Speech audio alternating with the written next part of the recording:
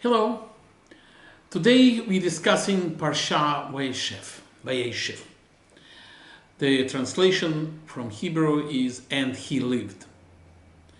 Basically, it's a story. The Parsha is about Jacob settling down in Canaan, and the main story is about Joseph.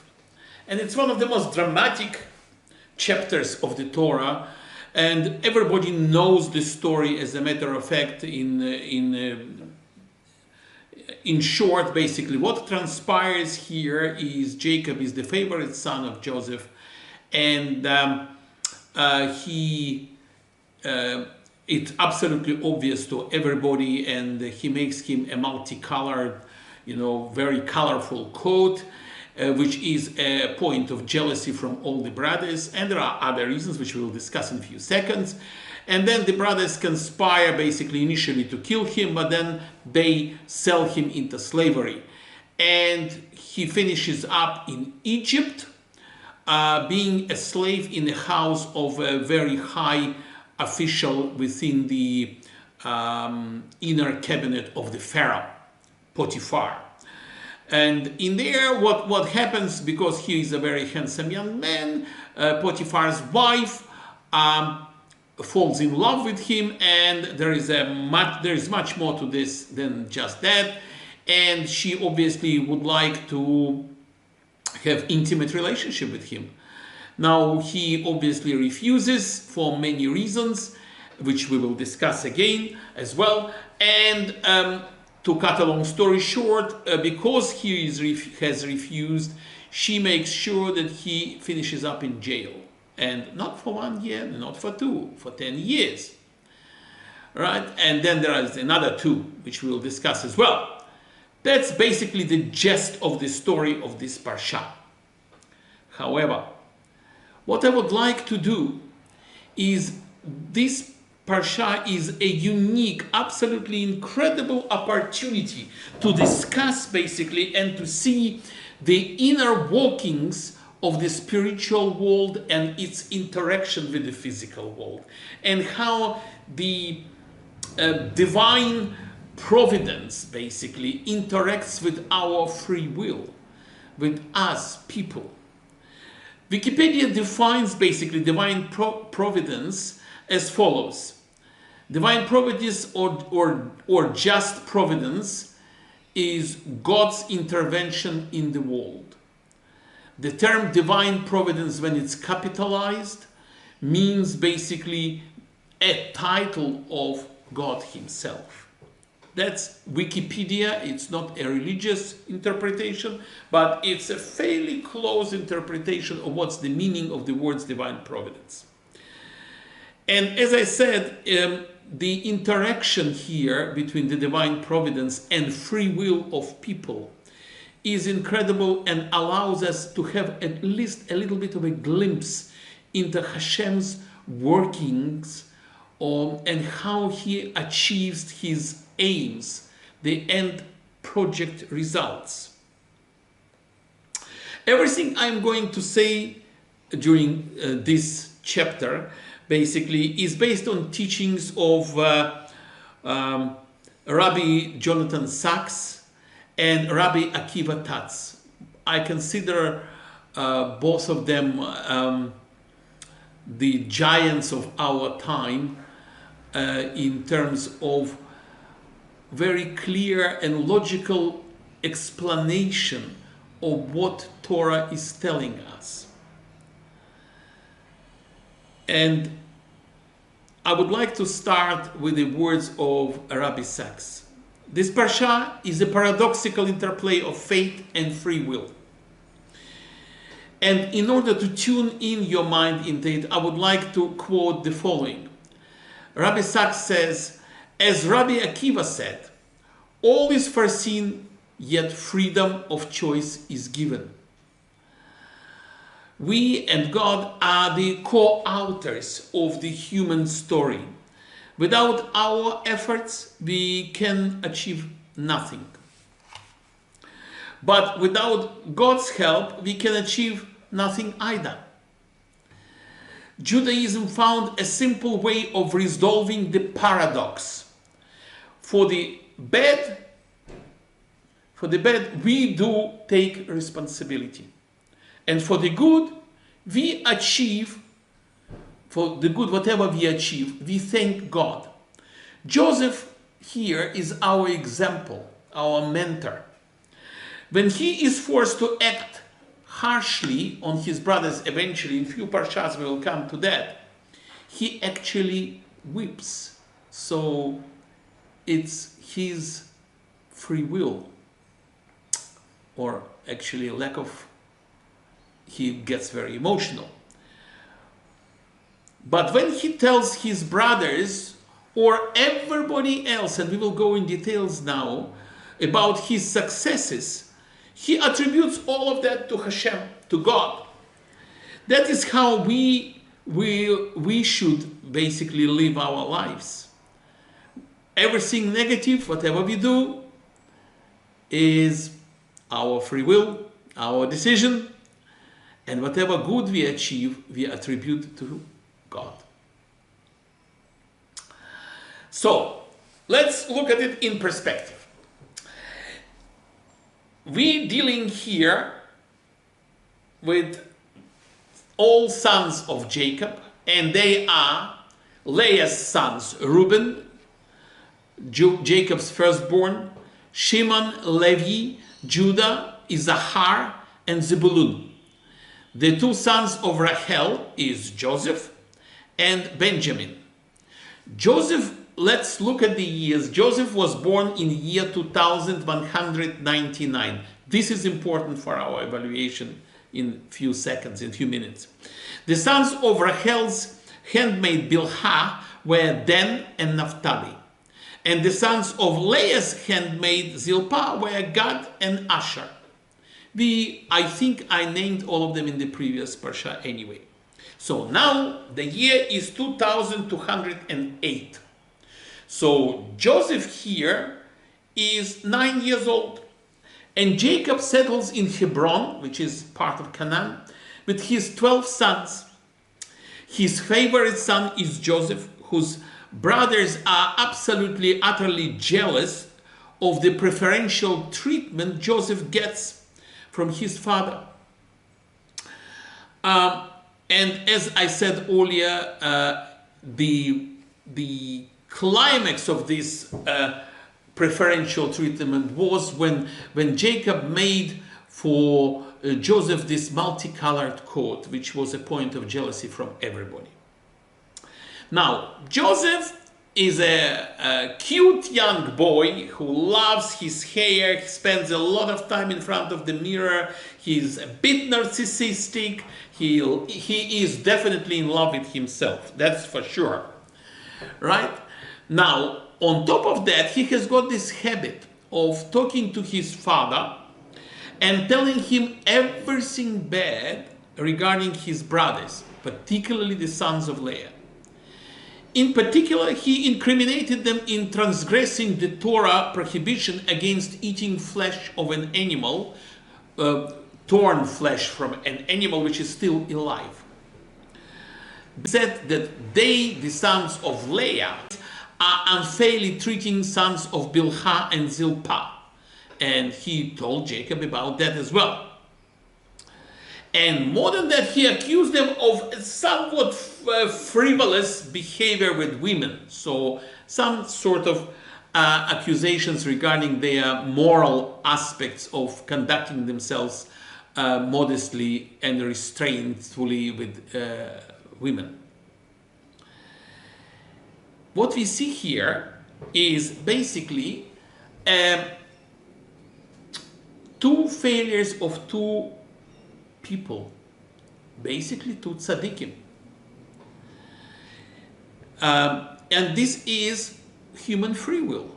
This is what they wanted to do. It's nothing to do with Hashem.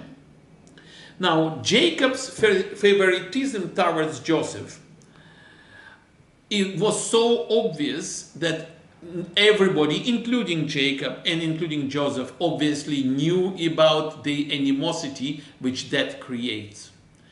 And failure on the part of Jacob basically to address this issue himself was absolutely obvious. Now, in addition to that, Joseph saying basically Loshen Hora to his father about his brothers commits another sin. And in this case, Hashem looks at that very, very sternly, and basically this is what happens, and Midrash talks about it. Because Joseph spoke badly of his brothers, he was incarcerated in prison. Later on, we will come to that, for 12 years. Why? 1 year for each brother. And because Jacob listened to these reports, which is forbidden as far as Loshen Hora is concerned, so the divine spirit departed from him for 22 years. This teaches us that one who speaks negatively of another is punished once, while someone who is listening to the negative talk about other people is punished twice over. And this is not my invention. This is written in Pirkei de Rabbeinu HaKadosh.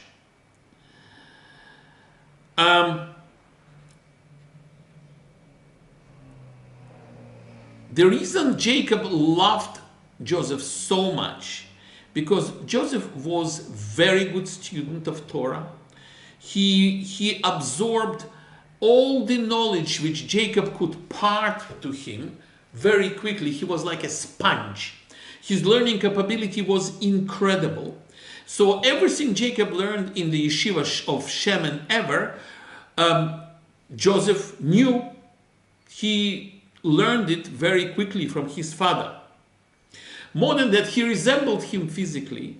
And there are numerous parallels of the way he was actually born, even starting from pregnancy of their respective mothers. It was very similar. He had the way he was born, and the way he was going about his first steps of his life, when there was animosity between him and his brothers, and Jacob had animosity with Esau. So the parallels are incredible.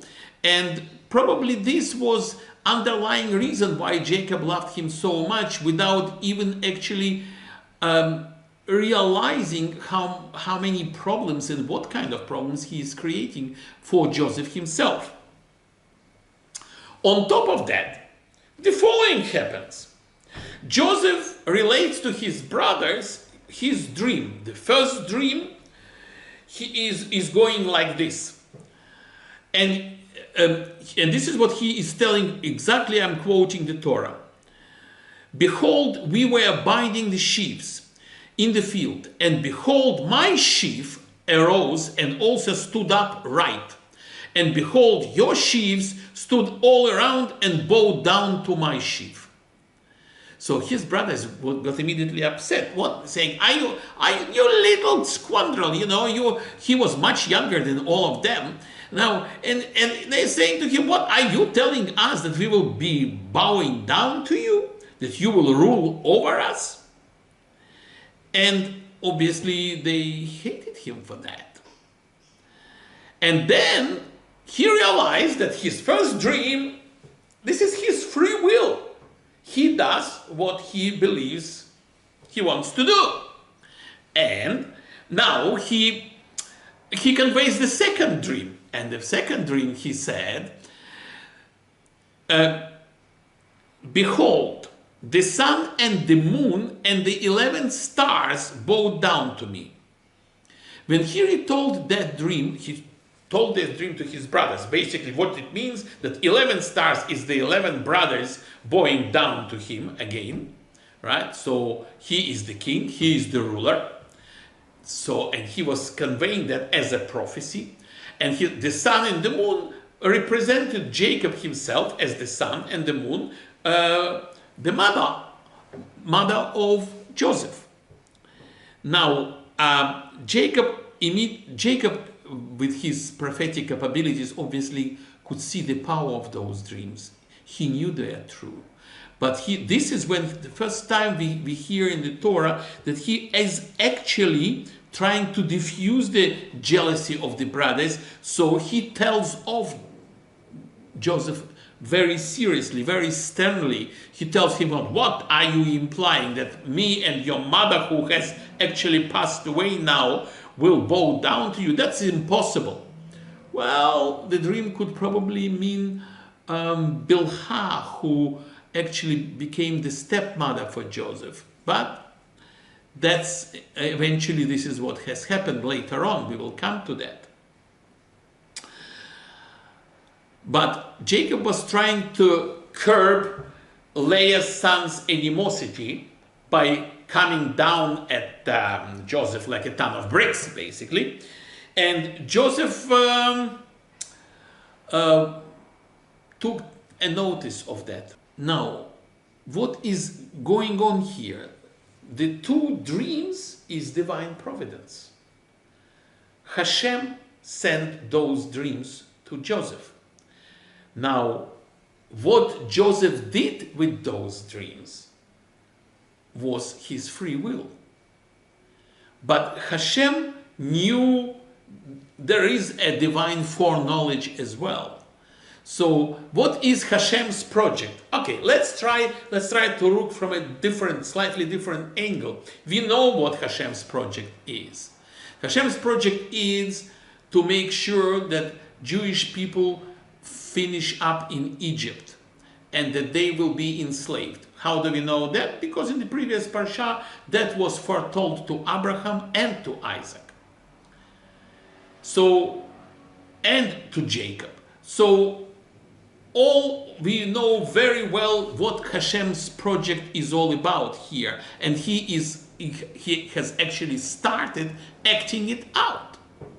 Now, so what we have is interaction between the divine providence sending the dreams and the free will actions of people. So now the year is 2214. Leah passed away at the age of 43. And Joseph, 15 years old. He's a teenager. And he basically spends most of the time with the sons of Bilhah and Zilpah. Why? Because they are the sons of the handmaids, and he spent the time with them to cheer them up, to be nice to them, to basically to make them feel that they are equal to all the other sons, the sons of the first and the second wife of Jacob. And that is the nice part of Joseph's personality, basically comes through here. So now the year is 2216. Joseph is 17. He is 17 years old and was already generally, pasturing the sheep, the flocks of his father with his brothers. And this is the year when basically you can say that the history of the whole narrative of the Torah, which will go from that moment onwards right through all 5 books, basically starts at this very point. So what happens? We start from the point when Jacob sends Joseph to check up on his brothers. And the brothers were pasturing the sheep somewhere around about Shechem, which is an evil city. We'll come to that in a second. And Joseph knows very well, he knows incredibly well that there is a danger in Joseph going on his own to his elder brothers. And they knew that there is an element of risk, obviously. However, we will come back to Joseph's thoughts about why Jacob sent him there. And Joseph knew that Jacob is well aware about very poor relationship between him and his brothers, as well as Joseph's respect to his father, where regardless of the risks, which he was well aware, he accepting his father's will and replied to him, "Here I am," which means I'm ready to go right now.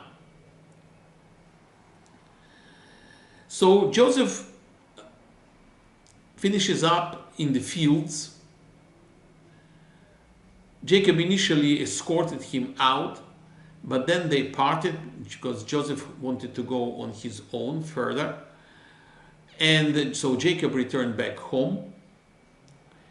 And this is when in the fields we have again a divine interference, a divine providence.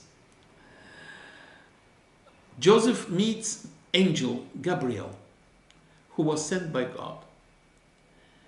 And angel Gabriel, basically the Torah is saying that a man found him wandering in the fields.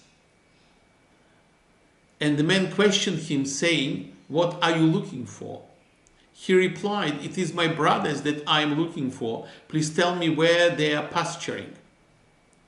And the man answered, "You refer to them as brothers, but they have clearly distanced themselves from such a brotherly sentiments, for I heard them say, 'Let us go to Datan.'"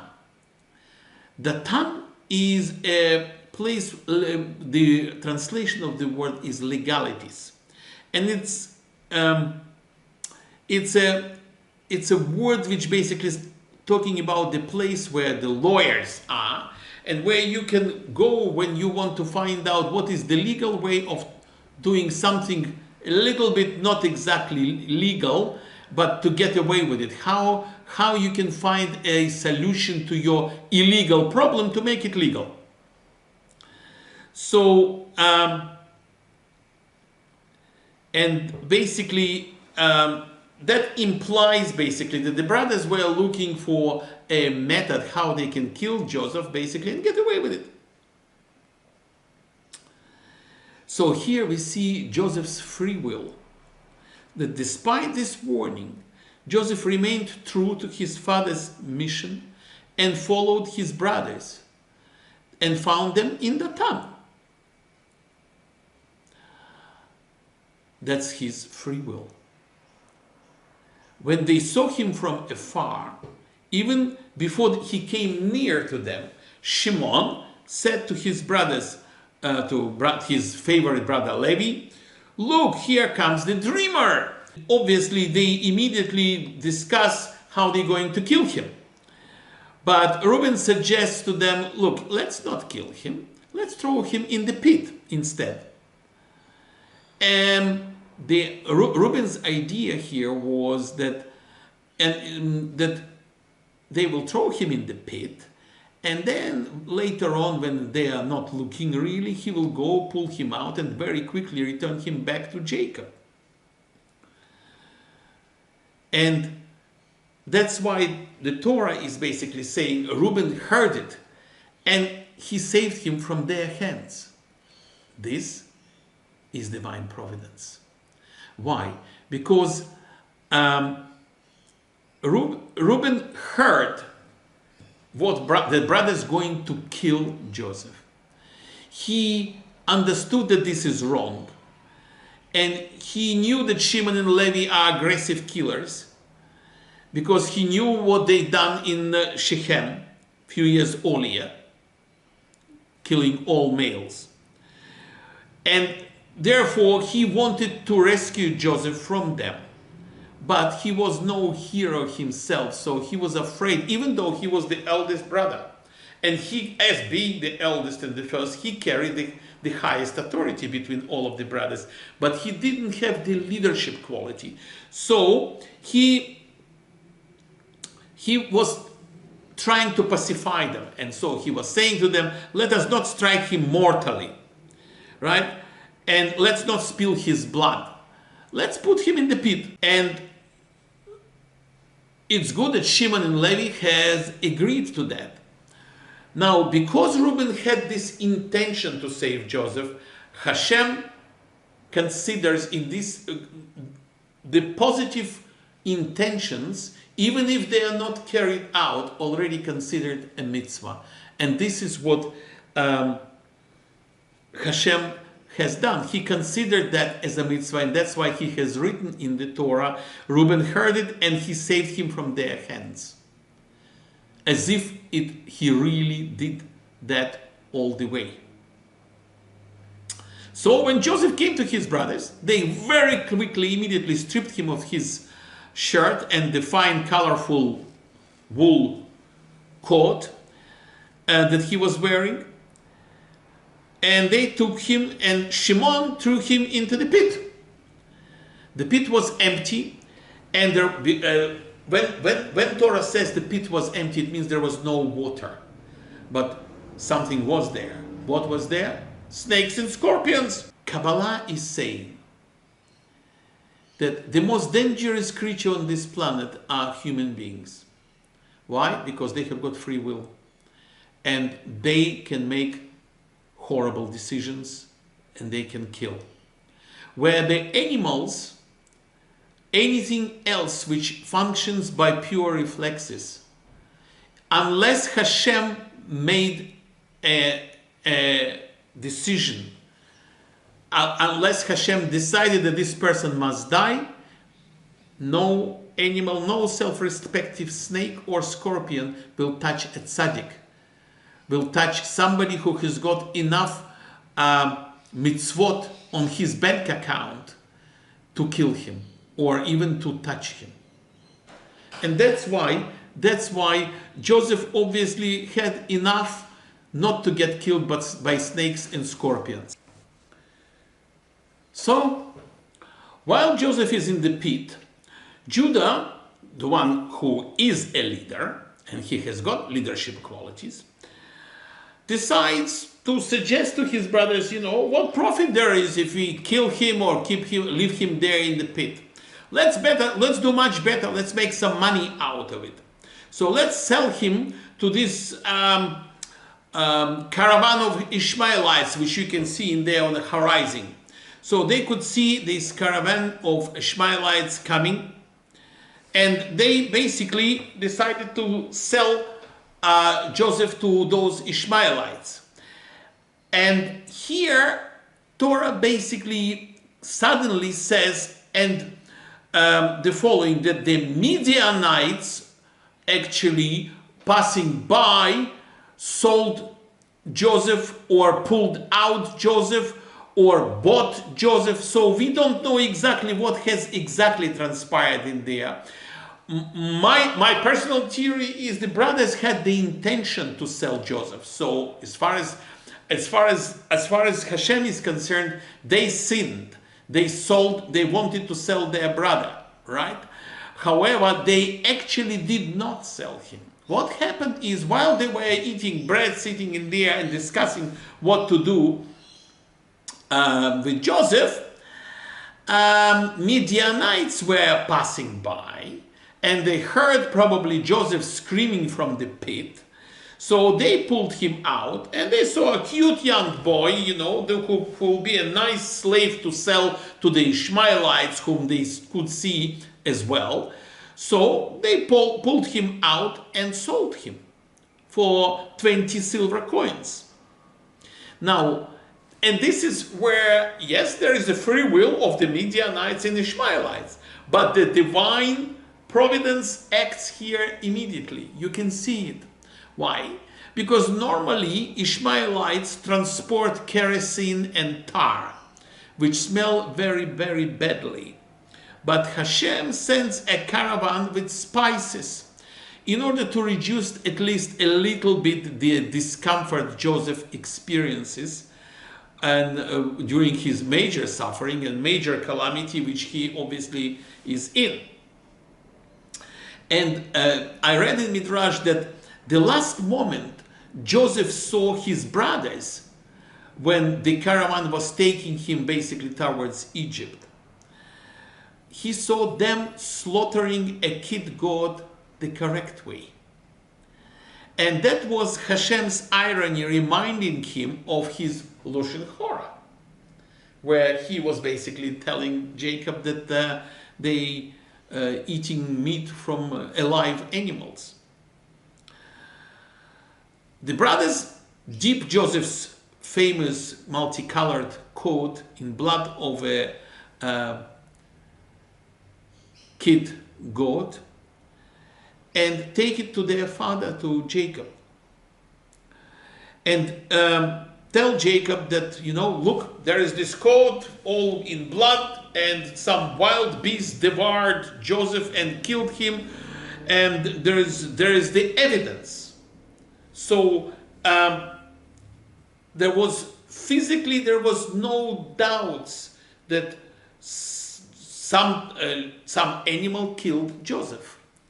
So Jacob falls into a deep depression for 22 years of mourning. And that takes place between 2216 and 2238. And in this way, divine providence arranged for Jacob to atone for the 22 years in which he did not honor his parents by attending to their needs while he was away from them in Laban's household, and never told them how is he, what's going on, never sent a messenger.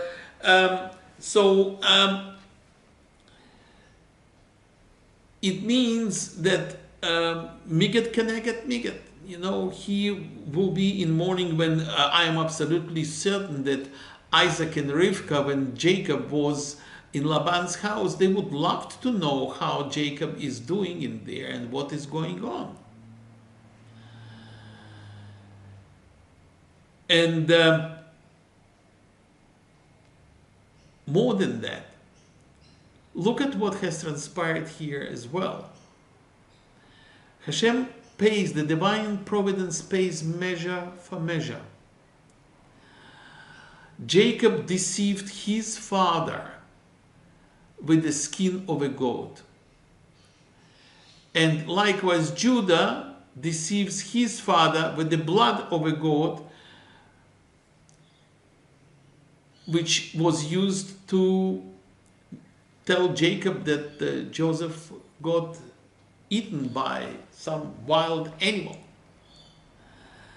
Later on, the Parsha switches suddenly to the story of Judah and Tamar. And what is happening here in Midrash Rashi, actually, you see, this Migat Keneged Miga, measure for measure, is going on. Judah deceived his father Jacob with the blood of the goat, and Tamar deceived him with the goat, he kid goat. How is that? All right, there's the story. So Judah, as a result of all this tragedy, and Jacob went into deep depression and 22 years of mourning, Judah understood that he has done something terribly bad and that he was incredibly wrong, and all the brothers knew that as well. So his leadership status amongst the brothers came down, and he was forced basically to separate himself from his brothers, and so he moved out amongst the Canaan people, and he marries a woman and has 3 sons with her. And in the year 2224, so quite a few years from 2216, we're looking already at 8 years down the road from the moment when Joseph was sold. And by that time, we will come to that in a minute, Joseph is already in jail. Now, Judah, in year 2224, arranges a marriage for his eldest son, to a woman by the name Tamar. But Tamar was absolutely gorgeous woman, incredibly beautiful. So in order not to spoil her beauty by pregnancy, didn't want to have children.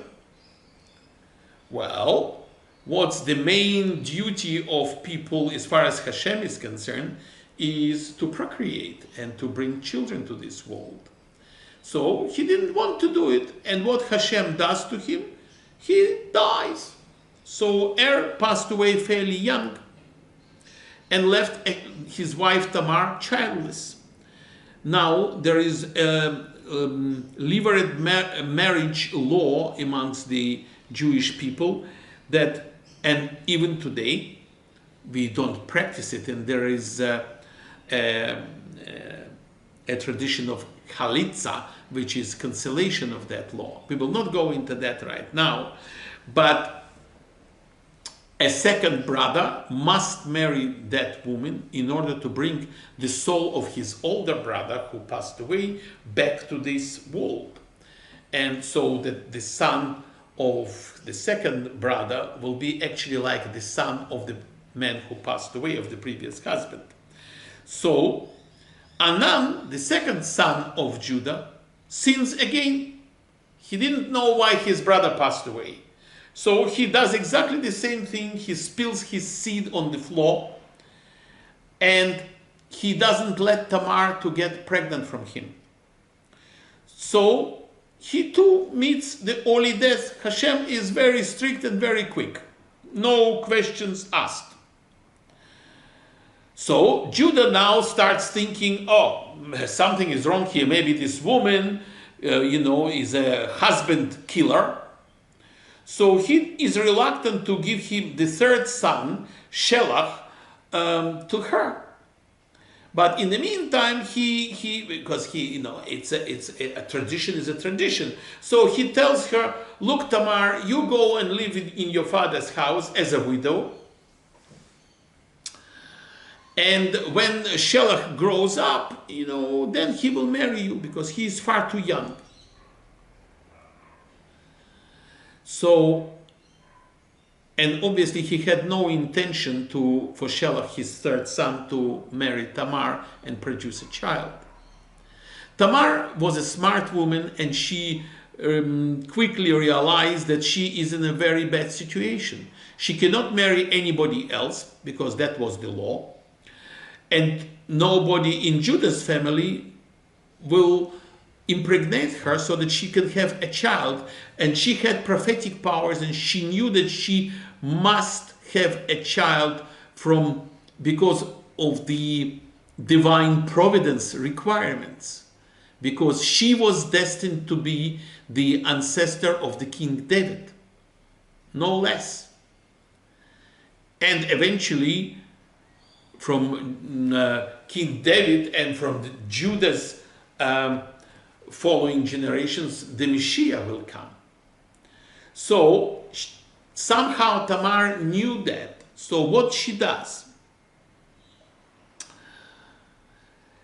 she takes her widow's dress off and the widow's veil, and she was normally acting very, very modestly in her father's-in-law, Judah's house, so he hardly ever actually saw her face. And because she was always veiled. And she puts on a very provocative dress of a prostitute and goes, she found out when and how Judah will travel to because of his business. And so she disguises herself as a prostitute and decides that she will seduce Judah to sleep with her. Very risky decision. Purely free will of a woman, I am sure guided by the divine providence. This is the interaction. Divine providence interacts with our free will.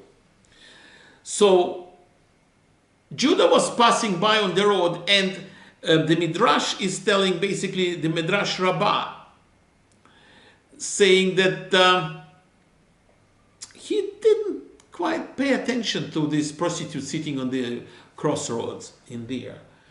But Rabbi Yochanan is saying that Judah wished to pass her by, but God sent an angel who is in charge of the lust to have him, his effect to him, and saying to him, where are you going, Judah? You see, your wife passed away. Yes, Judah's wife passed away, and he didn't have any woman for quite a long time. So, and so the angel basically guided Judah towards Tamar. So he turned to her, and despite himself and despite his free will and his wishes, he promised her that he will give her a kid goat if she sleeps with him. Right? At which she said, yeah, but where is the kid goat? And he said, I don't have one under my arm, right now. No, there's no kid goat. So she said, I want some collateral. I want some security. And she took from him security, his seal, his ring, his cord, and his staff. And they had obviously a relationship, and they parted their way. Tamar very quickly came home, took off her prostitute's clothes, and put back her widow's garb, and the veil. In a few days' time, when Judah sent somebody with a kid goat, to get his collateral back, and this man was looking at this crossroad for this prostitute, was asking people, everybody, everywhere, and unfortunately, nobody saw a prostitute, and nobody could guide him towards this woman who has got Judah's collateral, his seal and his cord and his stuff. Now, so Judah eventually sort of succumbed to the fate, said, all right, so I lost my cord and my stuff and my ring, my seal, so be it. However, in 3 months' time, he found out that Tamar actually is pregnant. And now, as per the law, because a widow basically could not have a relationship with any man outside the family, now she obviously sinned. So, and she was actually a daughter of a Kohen, and I will not go into depths of that right now, so she must be thrown into the fire and must be executed for her lottery and for immoral behavior. Now, Tamar could easily produce the ring, Judah's ring and cord and stuff, and embarrass him publicly very easily at the risk of losing her life. But she didn't do that. Tamar, basically, what she did is very quietly she arranged for a person to take those items to Judah and to tell Judah that she, Tamar, has had a relationship with the man who is the owner of those things. Which, it's a split second, Judah recognized whom those things belonged to. What we have here is an incredible situation of divine providence and human free will working together. Why? Because Judah, who few years ago committed a horrible crime like selling his brother into slavery, here suddenly he's got already, he obviously was working on himself. He was very remorseful for what he has done. And he obviously was affected by this so badly that his growth spiritually, morally, and ethically has taken place. And now here at this very moment, he has got enough moral and ethical fiber to say, well, this woman is more saintly than me because I am the one who is the father of the child in her womb.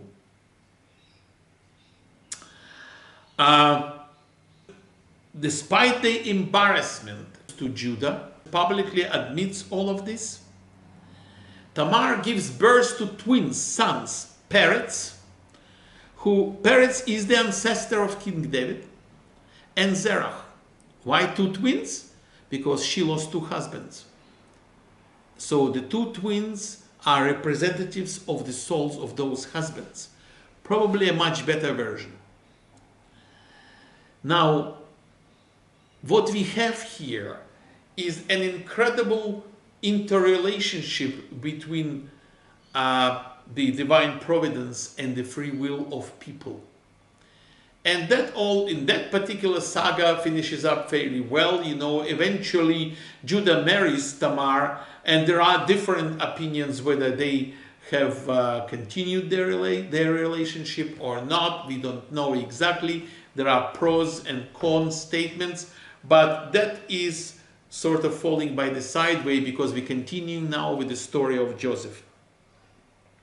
So Joseph is taken to Egypt and sold on the market. You know, there's slaves are us, big marketplace, and this is where the Ishmaelites brought the young Joseph to the market, and they sold him. And the person who bought him was Potiphar, the minister in charge of Pharaoh's slaughterhouses.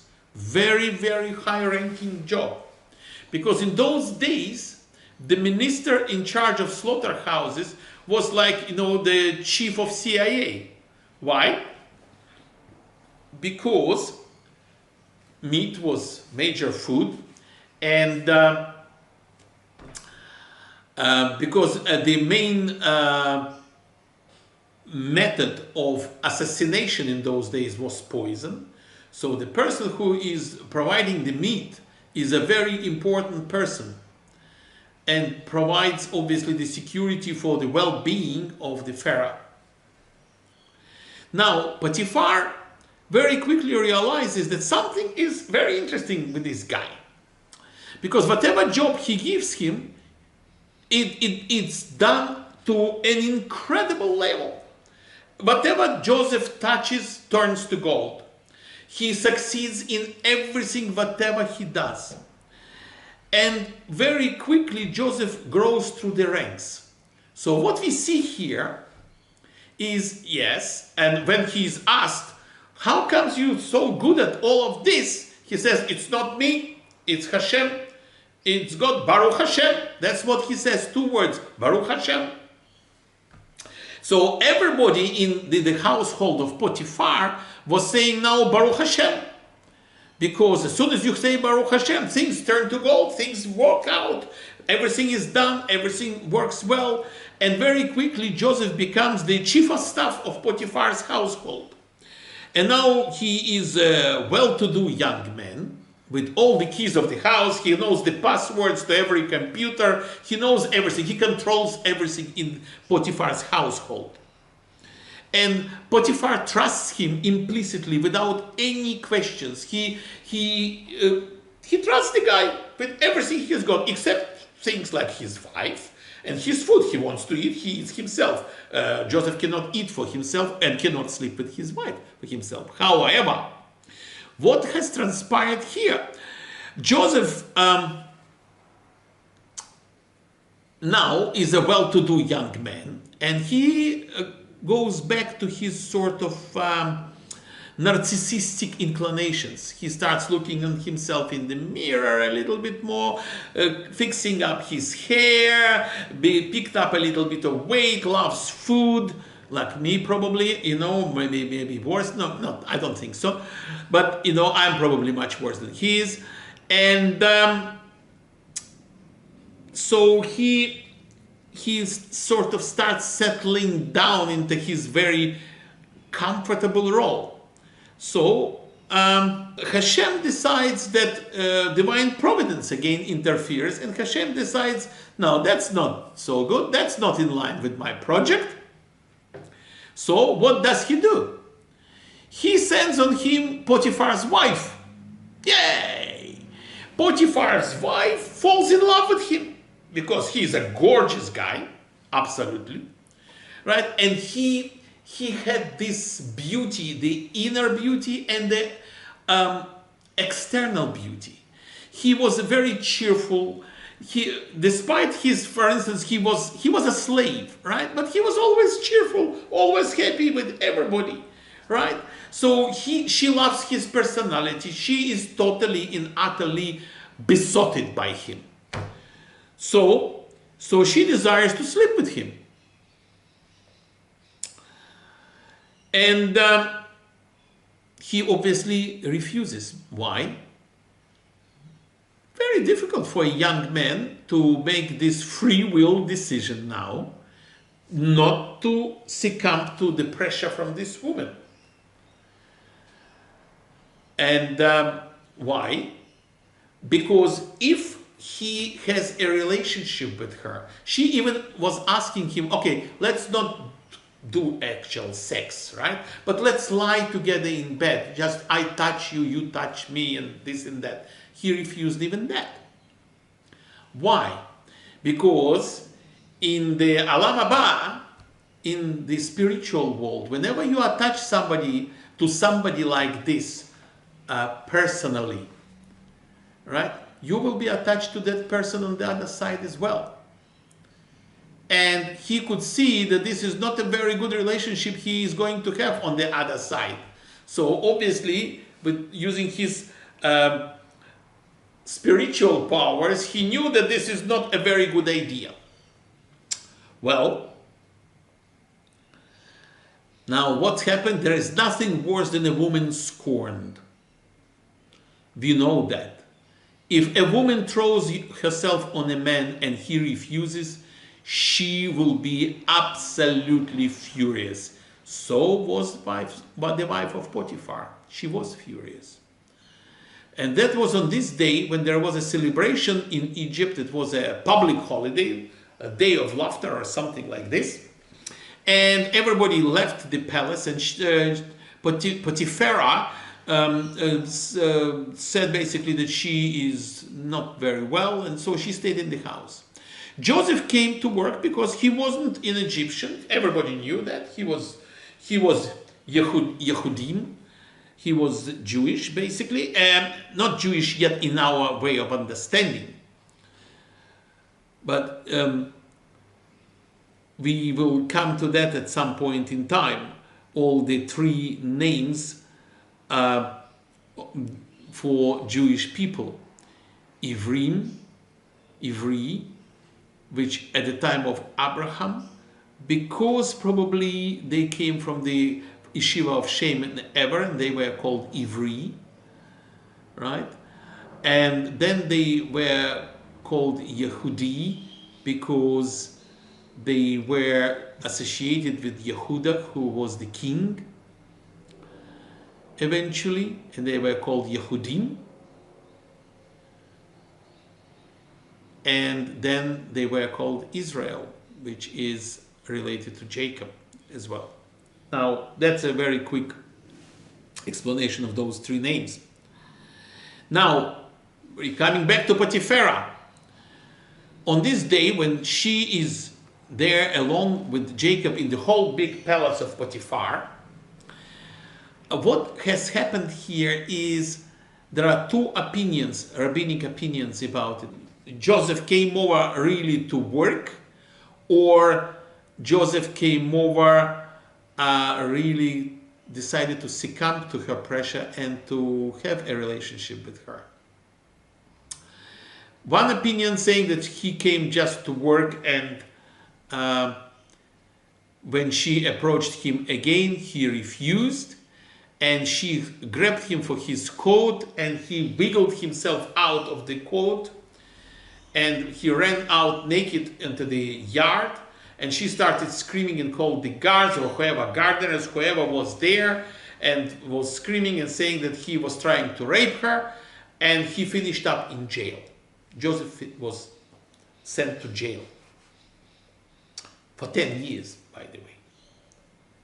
And the other alternative is that he decided that he will succumb to her pressure, and he deliberately came on this day when he knew there is nobody in the house.